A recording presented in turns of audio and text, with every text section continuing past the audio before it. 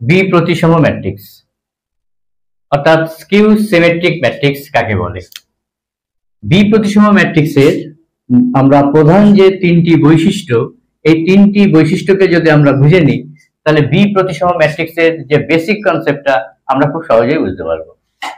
তাহলে প্রধান তিনটি বৈশিষ্ট্যের মধ্যে প্রথম বৈশিষ্ট্য অবশ্যই ম্যাট্রিক্সটি স্কোয়ার ম্যাট্রিক্স হতে হবে,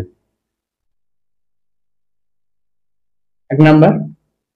2 নম্বর, স্কোয়ার ম্যাট্রিক্স হওয়ার সাথে সাথে তার যে ডায়াগোনাল অর্থাৎ প্রাইমারি যে ডায়াগোনাল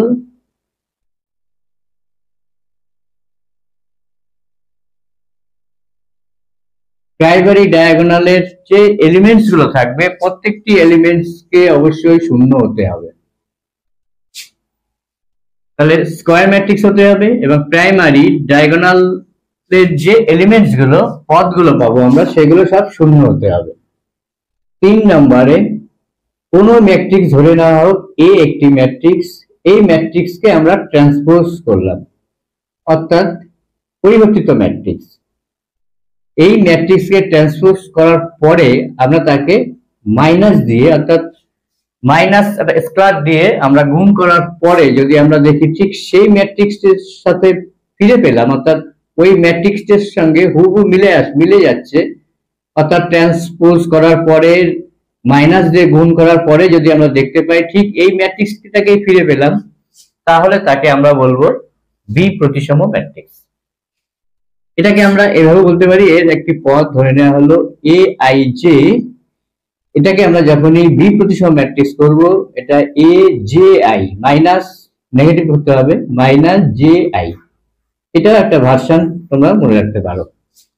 তাহলে এই প্রধান তিনটে বৈশিষ্ট্য যে ম্যাট্রিক্স এর মধ্যে আমরা দেখতে পাবো সেই ম্যাট্রিক্সকে আমরা বলবো বি প্রতিসম ম্যাট্রিক্স। খুব সহজই কনসেপ্ট, এই কনসেপ্ট এই তিনটে বৈশিষ্ট্য বুঝতে পারলে তোমাদের বি প্রতিসম ম্যাট্রিক্সের যে বেসিক কনসেপ্টটা তোমরা খুব সহজেই আশা করি বুঝে নিতে পারবে। এবার আমরা একটা এক্সাম্পল দিয়ে অন্য এক ধরনের একটা এক্সাম্পল দিয়ে আমরা এটাকে আরেকটু বুঝে নিই।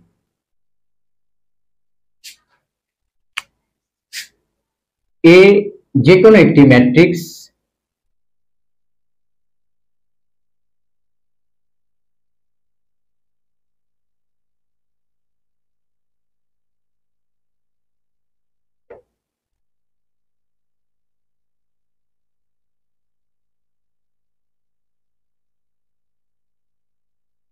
ধরে নেওয়া হলো এ যে কোনো একটি ম্যাট্রিক্স, এই ম্যাট্রিক্সের এই এলিমেন্টস গুলো আছে এবং এটা 3x3 ক্রমের ম্যাট্রিক্স, তাহলে একটা বর্গ ম্যাট্রিক্স। এই ম্যাট্রিক্সকে যদি আমরা এর ট্রান্সপোজ করি তাহলে আমরা কি পাই? তাহলে ধরো এই যে সারিটি আছে এই সারিটিকে আমরা স্তম্ভ করে দেবো 0 3 4, তারপর এই সারিটিকে আমরা স্তম্ভ করে দেবো -3 0 -5 এবং আচ্ছা এখানে একটা মাইনাস হবে, আমি দিইনি, এখানে একটা মাইনাস হবে, তাহলে -4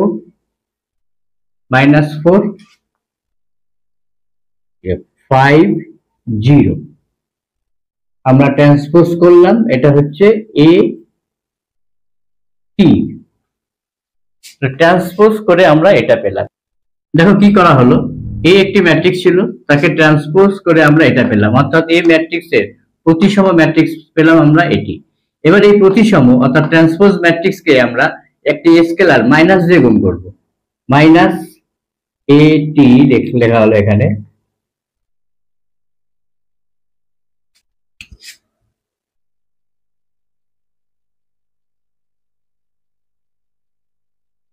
এটাকে মাইনাস দিয়ে গুণ করা আছে, তাহলে এই ম্যাট্রিক্সকে জাস্ট একটা মাইনাস দিয়ে গুণ করে আমরা এখানে বসিয়ে দেবো। ধরো মাইনাসটা এখানে নেওয়া হলো, নেওয়ার পরে এই মাইনাস দিয়ে এটাকে গুণ করলে আমরা কি পেতে পারি দেখে নাও।